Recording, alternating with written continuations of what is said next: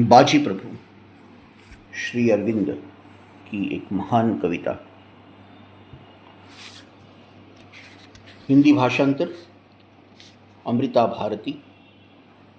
प्रकाशन श्री अरविंदो सोसाइटी पांडिचेरी। दक्खन के क्रूर चिलचिलाते एक मध्याह्न ने दमित कर दिया था धरा को।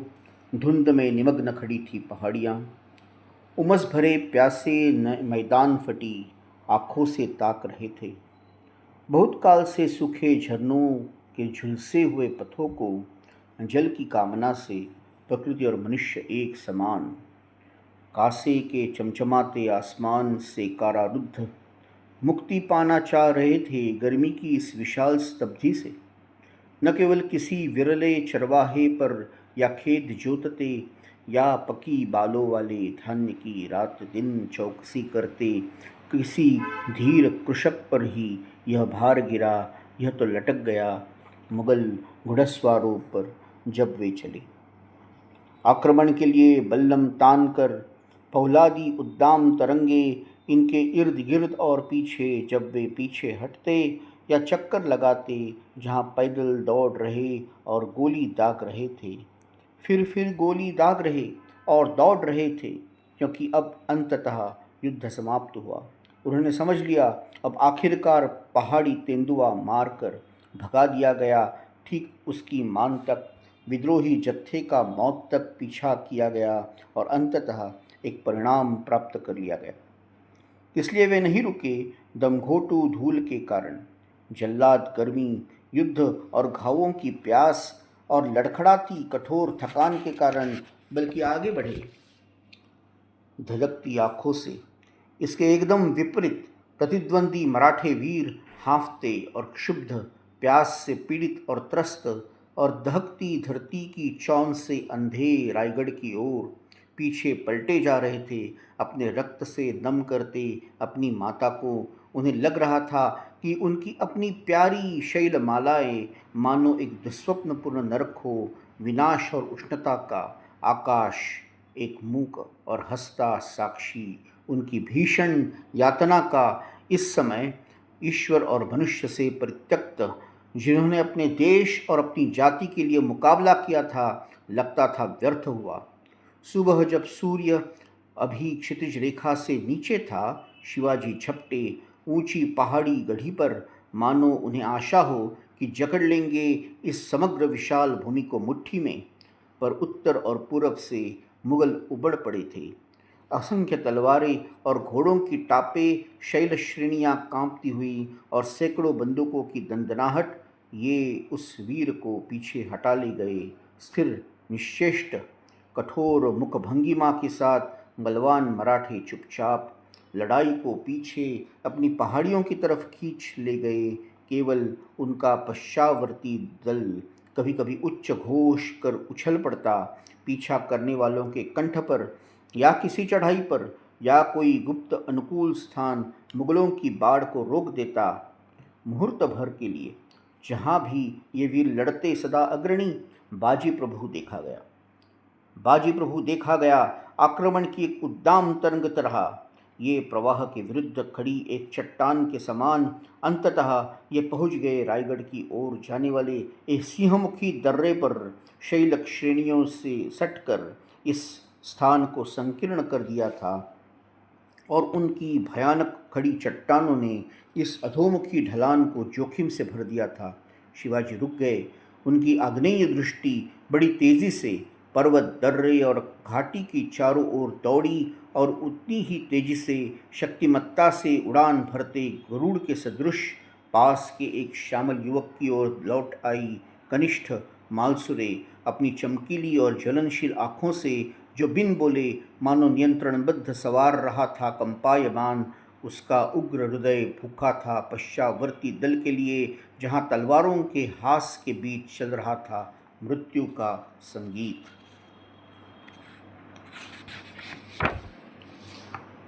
जाओ सूर्या जी, शिवाजी गरजे। उनकी दृष्टि अंतर्मुखी और स्थिर, और पश्चावर्ती दल से जल्दी से प्रभु को बुला लाओ।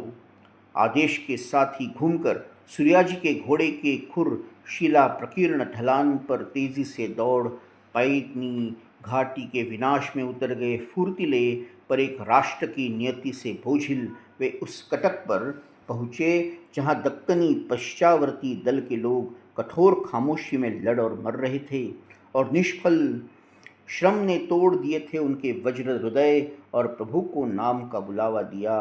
चलो बाजी चलो, शिवाजी तुम्हें बुलाते हैं बाजी।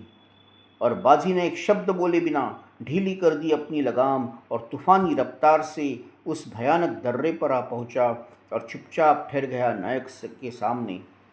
बाजी, एकाधिक बार युद्ध में तुम खड़े रहे जीवित ढाल बन मेरे और शत्रु के बीच, किंतु आज और अधिक। बाजी किसी एक जीवन की नहीं, रक्षा करो अपने राष्ट्र के नियति की। तुम देख रहे हो यह दर्रा संकीर्ण और क्रूर और चमकीला, किसी विशालकाय शेर के हलफ की तरह, किसी विशालकाय शेर के हलक की तरह अपनी चट्टानी दांतों को आहार के लिए बाहर निकाले।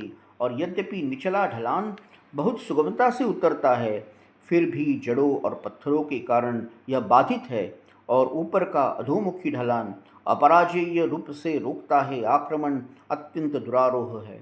ये ढाल किसी के भी चढ़ने और गोली चलाने के लिए सुविधा से यहाँ सिंह हृदय वीर अल्पसंख्यक ही एक बड़ी सेना को विलंबित कर सकते हैं। बाजी, मैं एड़ लगा रहता हूँ रायगढ़ की, और 2 संक्षिप्त घंटों में ही वापस आता हूँ। बताओ कितनी सेना लेकर तुम्हारी लोह शक्ति रोक सकती है इस घाटी मार्ग को मेरे आने तक। तुम देख ही रहे हो हमारा बल कैसे यह पिघल गया अफगान के बर्फ की तरह रक्त के एक कुंड में। और जब वह मौन रहा जिसे चुना गया था, वह लौह पुरुष बोला, सुदृढ़ भ्रुयुक्त नायक के पीछे सवार तानाजी मालुसरे एक जीवंत तलवार। इस छोटे से प्रयोजन के लिए आवश्यकता नहीं थी अपने कार्य से प्रभु को बुलाने की, बस मुझे 500 सैनिक दे, मैं रोकता हूँ यह घाटी मार्ग आपके लौटने तक। पर शिवाजी की भव्य प्रशांत दृष्टि बाजी प्रभु के चेहरे पर लगी रही। तब क्रोध से नीले पड़े अपनी अग्निल कठोर आँखों में शिकन डालते मालुसरे ने कहा, तब वीर किस सोच विचार में पड़ा है, वीरों में वीर। उसे ज़रूरत नहीं हमारी तरह मामूली तलवारों की, अपने पीछे किसी सेना की, वह तो अकेला ही रोक रखेगा समूचा राजस्थान और आगरा और काबुल सूर्योदय से सूर्यास्त तक। और बाजी ने उत्तर दिया, तानाजी मालुसरे, रक्तमांस और स्नायुओं के इस जीवित पंजर में और न तो चपल मन में आसीन है मनुष्य की मनुष्यता। इस जीवित पंजर में और न तो चपल मन में आसीन है मनुष्य की मनुष्यता। अंतरस्थ ईश्वर ही हम पर शासन करता है, जो ब्राह्मण और श्वान में यदि वह चाहे तो एक समान ईशत्व प्रकट कर सकता है। मनुष्यों से शक्ति बल प्राप्त नहीं होता। बाजी या मालुसरे तो मात्र एक नाम है, एक चोला जो आच्छादित करता है उस एकमेव को हम तो प्रयोग करते हैं। केवल भवानी की शक्ति जो रक्तमांस की एक भुजा में ही उतनी ही बलवान है जितनी बिजली और तूफान में। मुझे 50 तलवारें दे। और मालुसरे ने कहा, अच्छा बाजी, मैं तुम्हारे लिए ऐसी चिता बनाऊंगा जैसे मनुष्य ने कभी न बनाई हो जब हम लौटेंगे, क्योंकि सारा दक्खन प्रकाशमान हो चिल्ला उठेगा, बाजी प्रभु जल रहा है। और एक स्मित से प्रभु ने उत्तर दिया, मुझे तुम नहीं जलाओगे, क्योंकि 5 फुटे या कुछ और अधिक हाड़ मांस के इन चिथड़ों से पवित्र अग्नि पुष्ट होगी या पहाड़ियों के श्रृगाल, यह दूसरों की सोच का विषय हो सकता है, बाजी प्रभु का नहीं। और शिवाजी की दीप्त दृष्टि में था शांत महान भाव। हम बिछड़ते हैं हे मित्र, पर निश्चित ही फिर मिलेंगे जब अपने कर्तव्य कर्म से मुक्त हो हम दोनों बच्चों के सदृश दौड़ेंगे अपने मां के आलिंगन में। उन्होंने उतारी अपनी विशाल मस्तक से रत्न जड़ित हीरक कलगी से मढ़ी उस राजसी पगड़ी, और बाजी के सर पर वह चमचमाता चिन्ह रख और कली लगाया अपने मित्र को और पश्चावर्ती दल से एकत्रित हुए अपने उमड़ते सैन्य के साथ आग की पहाड़ियों के ओर खड़खड़ाते बढ़ चले। मुगल रावल के आने तक वहाँ केवल बच रहे बाजी और उनके मराठे वीर उस खामोश दर्रे के पर्वत श्रेणियों से निरीक्षित।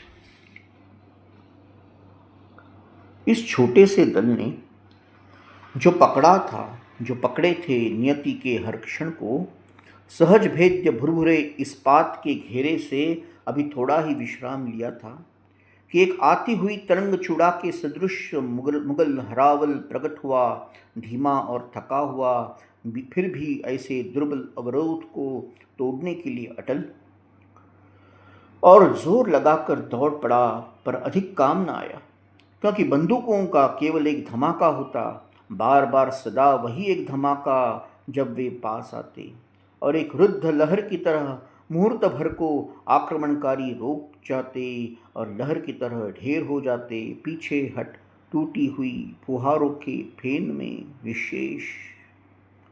पराजय की मुद्रा में उस भयानक दर्रे ने उस गावठर कठिन चढ़ाई पर देखा सिर्फ हताहतों का ढेर। लेकिन पीछे से उत्तर का प्रमुख भयानक आक्रमण एक काले और उमड़ते बहाव के रूप में आया। अवरोध की उपेक्षा करता एक मिश्रित जनमेदिनी पठान और मुगल और राजपूत वंश युद्ध के कास्य कंठों से उच्च घोष करते, धुआं और आग उगलते, गोलियां गरजी चट्टानों पर अपने स्थानों पर अनाहत, वृक्ष और चट्टान की आड़ में खामोश कठोर रक्षक प्रतीक्षा करते रहे, जब तक कि आत्मविश्वास से भरी उद्घोष करती विजेताओं की वह बाढ़ जड़ों और पत्थरों पर टूटने लड़खड़ाने लगी, और तब रुक गई। उसके संकरे अग्रभाग में घबराहट, उलझन, तुरंत बंदूकें गरज उठी, गोलियां चलने लगी, कुछ भी किंतु प्राणांतक, और फिर बार बार कुछ जल्दीबाजी में पीछे हटने लगे और कुछ गुस्से में आगे बढ़ चले। और जब वे दुनिया में झूल रहे थे कि भागे या आक्रमण करे, विस्फोट पर विस्फोट, मृत्यु की अदृश्य झड़ी कर कापात कर रही थी, उस डावाडोल सैन्य पर सेना नायक गिर गए, आगे वालों को गोलियां निशाना बना ली थी, चट्टानों और वृक्षों पर चित या पट या तिरछे पड़े थे वे। बीमार लोगों की तरह खामोश मृतकों के अवरोध ने सारे अग्रसैन्य को दुर्दशाग्रस्त कर दिया, और यह भयानक आक्रमण विफल हो गया और सब अब पीछे हटे। सेना नायकों ने परामर्श किया, इसके बाद धीमी और क्रमबद्ध पंक्तियों में पैदल आगे आए, निस्तब्ध और सावधान। उनकी चाल में लौह संकल्प, दूर हलावल में लंबे कद और विशाल अंग वालों पंक्तिबद्ध दुर्जयी पठान पैदल सैन्य, तब प्रयाण करता चुनिंदा सैन्य बल, पद में नीचे मजबूत काठी वाले राजपूत, आगरा का शौर्य पीछे के दल का संचालन कर रहा था। तब बाजी ने प्रथम मौन तोड़ा। देखो यह बाढ़, वह तो मौत की फुहार मात्र थी जिसे हमने पहले निरस्त किया था। शिवाजी के चुनिंदा वीरों, भवानी के खड़गधारियों, तुम्हारे लिए देवताओं ने आयोजन किया है। मरते तो हम है ही, लेकिन हम मरे अपने देश के दावे पर। स्वतंत्रता का प्रवर्तन करती हुई स्वर्ग की उच्च घोषी स्वीकृति के साथ, उसके शब्दों के साथ ही मुगल पंक्तियों ने प्रवेश किया जोखिम भरे विशाल जबड़े वाले दर्रे में। सावधानी से पैर रखते हुए पर यह सावधानी बहुत देर काम नहीं आई, क्योंकि जहाँ वे प्रवेश करती वहीं ढेर हो जाती। पश्चावर्ती दूसरे सैनिक भयानक चुप्पी में आगे बढ़ते रहे। वे आगे आते और मर जाते, फिर भी पहले मृतकों पर नए मृतक गिरते रहे, ढेर को संकुल करते हुए। इसके बावजूद धीमे कदमों से पंक्तियां आगे बढ़ती रही, घोर संघर्ष करती और शूरवीरों का निर्दय उत्सर्ग करती हुई। जबकि ढलान पटे हुए थे और नियंत्रण में थे, फिर भी मराठों की गोलियों का वेग और घातक सिलसिला बढ़ता ही गया। जीवितों की अपेक्षा मुर्दों के कब्जे में था वह ढलान जो जीवित थे, आधे छिन्न भिन्न रुके हुए थे। छोटा सा यह अंतराल विशाल होकर अग्रगति का विरोध कर रहा था, निरुत्साहित करते हुए उन दृढ़ निश्चयी वीरों को पहले जो निर्भीक थी, वे आंखें अब निराश अनिश्चय के साथ इंचों और गजों की दूरी में पड़ी मानव शवों के भयावह समपरिणाम का आकलन कर रही थी, और उन्हें आशा नहीं थी कि अंतहीन हो उठे इस अविजित भूमिखंड के दरमियान कोई जिंदा बच रहेगा।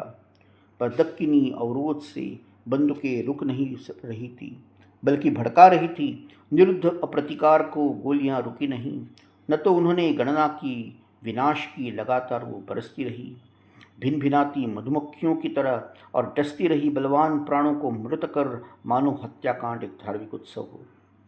मानो हत्याकांड एक धार्मिक उत्सव हो। तब सेना नायकों ने योजना बनाई और मोर्चे की तरफ तेजी से बढ़ा दिया उस मध्य भाग को जो अब तक अक्षत था, जहाँ मृत्यु का क्रीड़ा सहचर राजस्थान अपने वीरपुत्रों के साथ खड़ा था।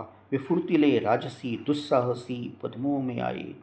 संकटपूर्ण अग्नि व्याप्त भूमि को लांघते उन्होंने न तो दंदनाती गोलियों का निरर्थक जवाब दिया, न वे निर्णय के लिए रुके, बल्कि हर क्षण बढ़ रहे मुर्दों के ऊपर छलांग मारते और लंबे डग भरते, उच्च घोष करते, खड़गहस्त मर्त्य देहों में महान अमर साहस लेकर आगे की तरफ दौड़े और निचले ढलान पर कब्जा कर दिया।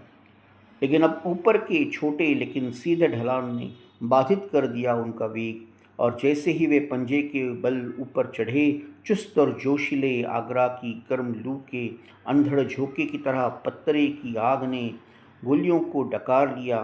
भयानक विध्वंस के साथ वे गिरते चले गए, और लुढ़कते हुए उनके टकराव ने ढकेल दिया उन कुछ लोगों को भी जो अब भी प्रयास कर रहे थे।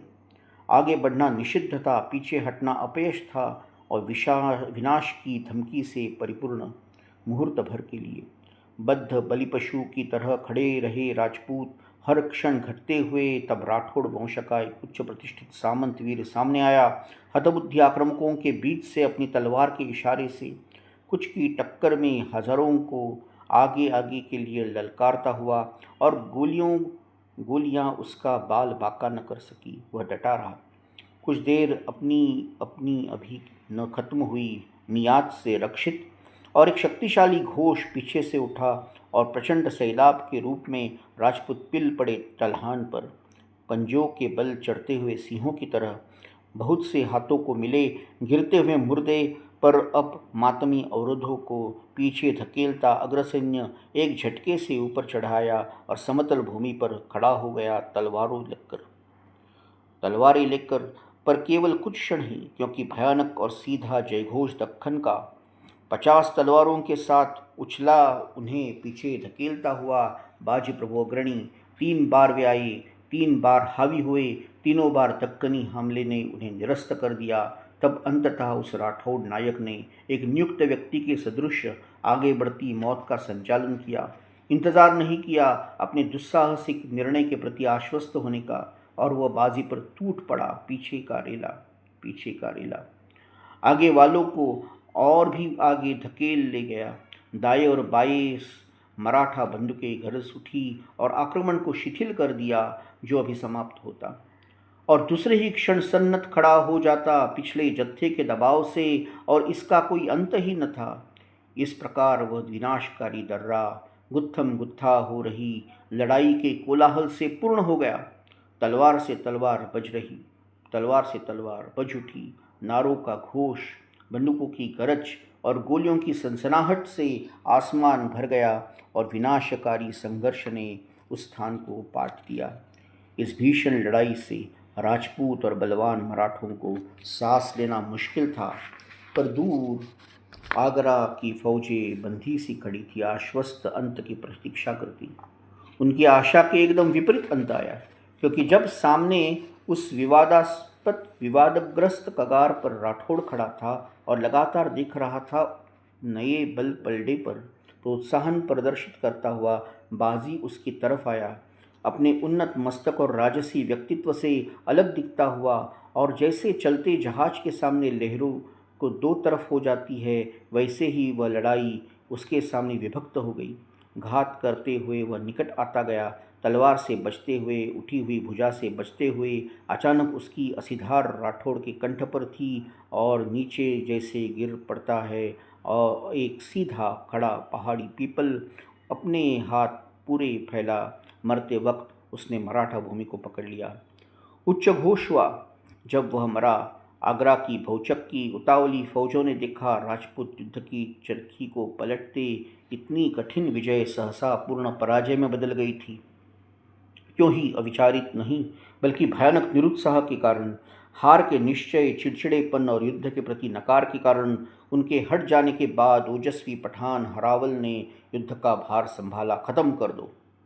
खत्म कर दो सेनानायक गर्जे, खत्म कर दो इन हटीले पर्वतारोहियों को, क्योंकि जी तोड़ मेहनत और कामयाबी से निढाल अब ये मुश्किल ही लड़ाई में खड़े रह सकते हैं।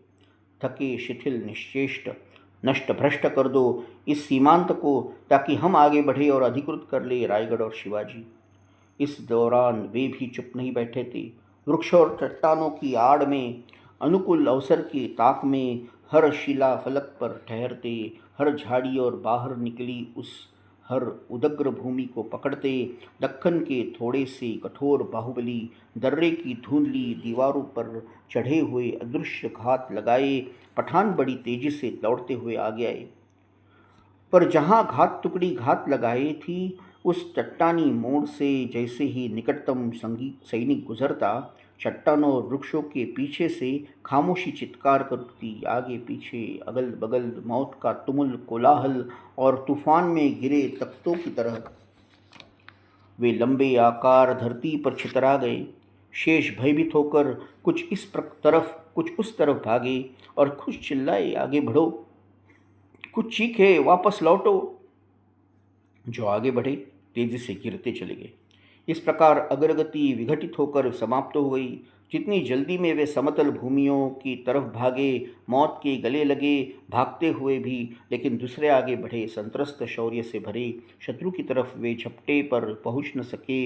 इतने प्रचंड और बर्बर विध्वंस ने उनके अस्थिर पराक्रम पर रोक लगा दी। इतनी तेजी से और इतने बेरोक ढंग से वे पीछे हटे कि समस्या कड़वा घूंट बन गई। इस कराकापात में केवल कुछ ही बच रहे।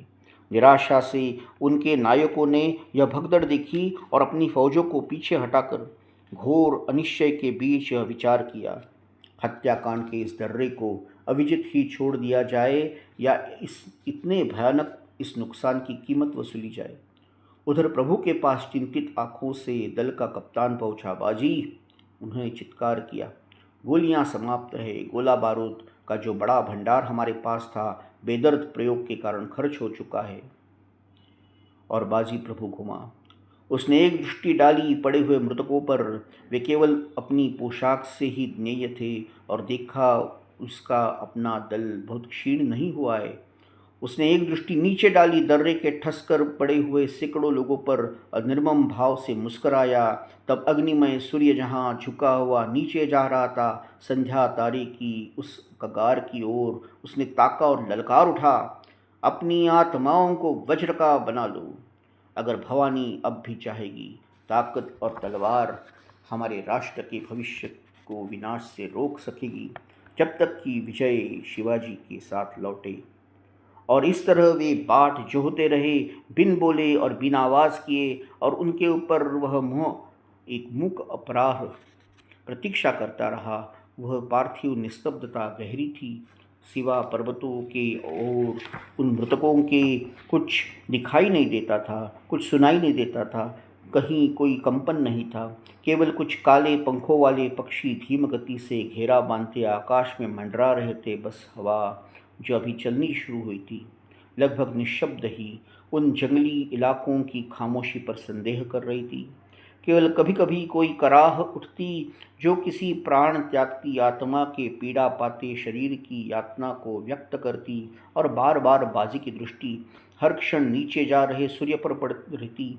सबकी आंखें बाजी पर लगी थी और वे उनकी दृढ़ मुख मुद्रा में जीवित थे। इस प्रकार वे लंबे क्षण गुजर गए, पर जब सूरज बहुत नीचे उतर गया।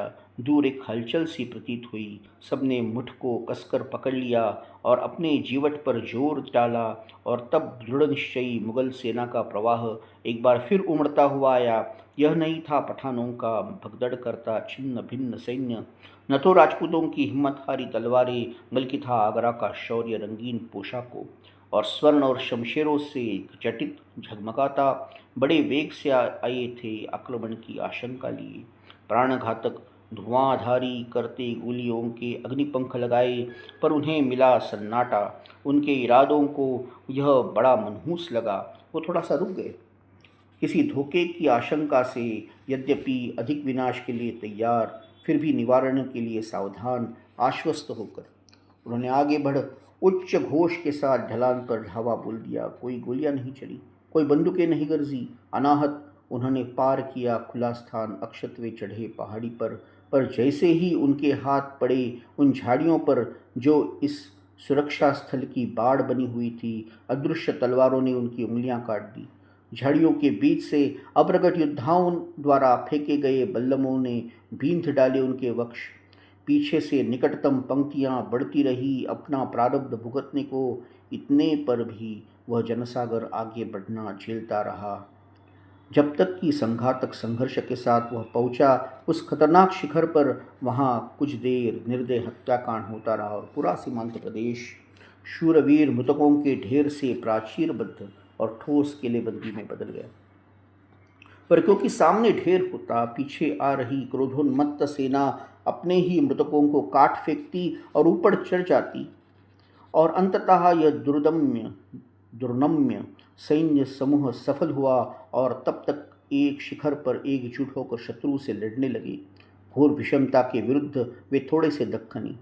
लड़ने के लिए स्थान छोटा था और ताकत का कौशल से, शक्ति का आत्मा से मुकाबला करते हुए पर्वतमालाओं के ये सबल और कुशल रक्षक नगरवासी सैन्य के टक्कर के आगे निकल गए। अपनी गुह्य शस्त्र विद्या और बेतती असिधाराओं की क्षिप्तता से आगरा के अभ्यास केंद्रों के सारे दावपेचों को पछाड़ते हुए इस बार कुछ देर वे लड़े।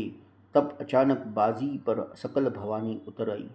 पहाड़ियों पर भूखे बाघ की तरह वह दहाड़ा, और उसके शरीर की ऊंचाई बढ़ती प्रतीत हुई। शत्रु पर लंबे डग भरती हुई उसकी तेज तलवार ने बादल से खिलती बिजली की तरह अपने सामने शिखर को रिक्त कर दिया। उसके दोनों ओर दक्खन के तलवारबाज तीव्र प्रहारों से प्रतिप्रहार को रुद्ध कर रहे थे, जब तक कि किसी वन्य नदी के तट की तरह यह आक्रमण ढह नहीं गया। लड़खड़ाते कगार पर और चढ़ाई के निचले भाग में, और एक बार फिर यह भयानक क्षण गुजर गया। घातक संघर्ष के अवशेष बच रहे, मुर्दे और मणिमानक, फुलकारी और सुवर्ण संपदा, पर इसके लिए वे हार स्वीकार नहीं कर सकते थे। एक बार फिर वे आए और लगभग कब्जा कर लिया प्रभु में। तब क्रोध उदित हुआ, और अब एक अंत करने के लिए उसने स्वयं को अपनी आत्मा में खड़ा किया। लेकिन तब भी एक नीरवता उसकी चित्तवृत्ति पर आ विराजी, और वह सारा देवोपम आवेग उसके हृदय से लुप्त हो गया।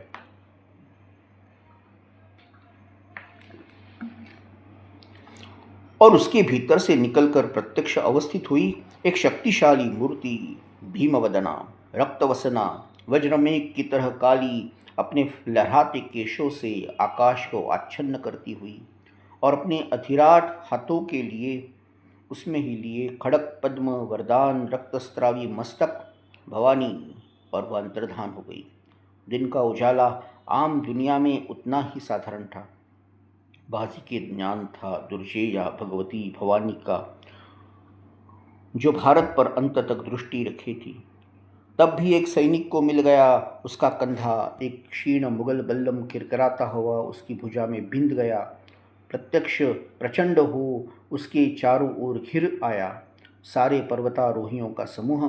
पर बाजी ने आंतरनाद कर कहा, मोरो देशपांडे, शीघ्र ही काले दर्रे के दूसरी ओर से जाओ और मुझे सूचना दो। पश्चिम से क्या कोई घुड़सवार आ रहा है? क्या तुम सुन पा रहे हो रायगढ़ का तुर्यनाथ? मैं जानता हूँ मेरा समय समाप्त हुआ। मैं जानना चाहता हूँ मेरा कार्य पूरा। और उसने बुलंद आवाज में जयघोष किया, भीषण हो। उसने अपनी सारी मानवीय शक्ति लगा दी। मुगलों को दर्रे की सीमा से खदेड़ने के लिए धीमे दबाव के साथ उसके इर्द गिर्द तेजी से गिरते गए मराठे और मुगल, और तलवारें उसकी अंग अंग का रक्तपान करती रही। मात्र एक रक्तिमा हो गई उसकी देह, फिर भी वह लड़ता रहा। तब उसके पार्श्व में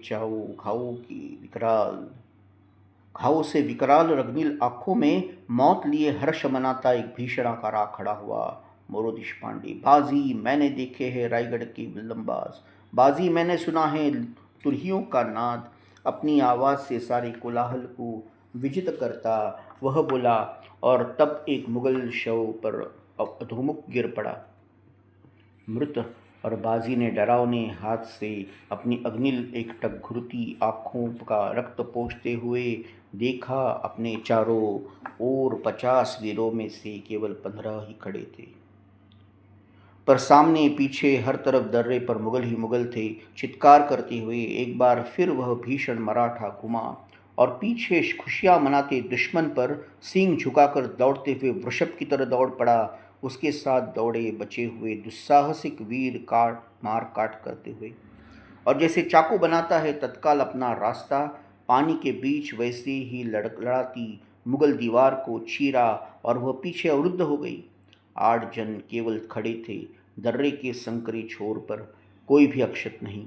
जहाँ कठिनाई से 3 बराबरी में खड़े हो सकते हैं, वहाँ फिर उन्होंने शत्रु का सामना किया। और इस अंतिम अधिकृत बिंदु से बाजी ने देखा दूर के ढलान पर चढ़ रहे पंक्तिबद्ध दल घुड़सवार, सामने दूर सरपट दौड़ते करीब 40 घोड़े और एक पगधारी मस्तक पर एक झिलमिलाती मणिखचित कलगी डूबते सूर्य की प्रभा में दैदीप्यमान। और बाजी ने दृष्टि डाली दूर तक फैले मुँह बाए प्रदेश पर, और मानो देखना चाहा कटक पर एक दुर्ग रायगढ़। जब घूमकर पुनः युद्ध को लक्ष्य बनाया, कुछ क्षणों तक उन्होंने भीषण संघर्ष किया। एक के बाद एक मराठा वीर गिरता चला गया, जब तक कि केवल 3 बच गए। 3 बच रहे, तब अचानक बाजी निश्चल खड़ा रहा और गिर धराशायी हो गया। वह अग्निल एकटक दृष्टि स्थिर शांत हो गई, भुजा निर्जीव। बाजी मृत पड़ा था अविजित दर्रे में, पर उसके गिरने से पहले चट्टानों पर पीछे बज उठी थी घोड़ों की टापे, और ऐसे ही 50 में से इस अंतिम ने प्राण छोड़े। गोलियां बरसने लगी उस अत्यंत संकरे मुखद्वार से, और जो भी प्रविष्ट हुए उन्हें मार गिराया। उच्च घोष करते विजयोल्लास से भरे दक्कनी तूर्य बज उठे। उधर क्षत विक्षत मन से आगरा के सैनिक पीछे हट गए उनके सटे हुए आरक्षित जनसमुदाय पर। किनारे से सैकड़ों में जानलेवा गोलियां बरसने लगी, और तेजी से टूटती कतारों में भयभीत मुगलों की भगदड़ शुरू हुई। सुदृढ़ कदमों से फुर्तीला विरोधी सैन्य पीछा करता आगे बढ़ा। सर्वप्रथम सूर्याजी उच्च जयघोष करता और प्रहार और घात के साथ साथ गाता हुआ एक गीत रामदास का पर्वतमालाओं के लिए। पर शिवाजी बाजी के रिक्त पंजर के निकट मौन खड़े थे, और उनकी अपलक दृष्टि स्थिर लगी थी मृतक पर। तानाजी मालुसरे उनके निकट खड़ा था।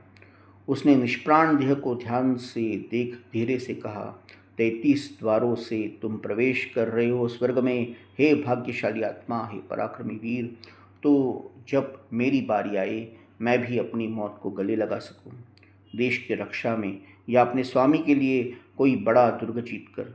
पर शिवाजी ने मृतक के निकट देखी एक अस्पष्ट लेकिन विशाल मेघाकृति हाथ में खड़ग लिए, और दूसरे हाथ में जहाँ रक्तस्रवण करता मस्तक लटकता था, उसने उठाई बाजी के माथे से वह दैदीप्यमान पाग जो मणिरत्नों से अब भी जगमगा रही थी, और उसे शिवाजी के मस्तक पर रख दिया।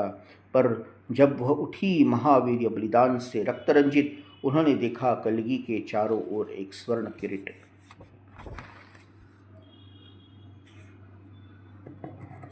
ओम नमो भगवते श्री अरविंदो बीरा। श्री अरविंद, यह एक युग की संध्याभा थी। जब श्री अरविंद का जन्म 15 अगस्त 1872 में कलकत्ता में हुआ था। क्रांतिकारी कवि और मनीषी श्री अरविंद ने मानव जाति के लिए एक नए विचार और आदर्श की घोषणा की। लंदन में सेंट पॉल्स और किंग्स कॉलेज कैम्ब्रिज में प्रतिभाशाली विद्यार्थी जीवन पूरा करने के बाद वे 19वीं शताब्दी के अंत में उस समय भारत लौटे जब देश गुलामी के विरुद्ध जूझ रहा था। उन्होंने खुल्लम खुल्ला स्वतंत्रता संग्राम में भाग लिया और राष्ट्रवादी आंदोलन के नेता बन गए। 1910 में एक आंतरिक आदेश के उत्तर में भारत की स्वतंत्रता के प्रति आश्वस्त श्री अरविंद ने राजनीति के क्षेत्र से विदा ली और पांडिचेरी आ गए। यहाँ अपने विकासशील आध्यात्मिक जीवन लक्ष्य की पूर्णता के प्रति पूरी तरह समर्पित वे अगले 40 वर्ष तक रहे।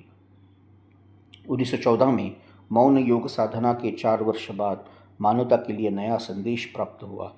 श्री अरविंद ने प्रस्तावित किया कि पृथ्वी पर जड़ तत्व से वनस्पति, वनस्पति से पशु और पशु से मानव जगत तक चली आई विकास की प्रक्रिया और आगे जाएगी तथा इस अग्रगामी विकास को योग के द्वारा तीव्र किया जा सकता है। व्यक्तिगत और सामूहिक दोनों रूपों में अतिमानवता में विकास के इस अगले कदम को लेने के बाद ही मनुष्य अपनी सनातन खोज को परिपूर्ण कर सकता है और अपनी समस्त समस्याओं का समाधान प्राप्त कर सकता है।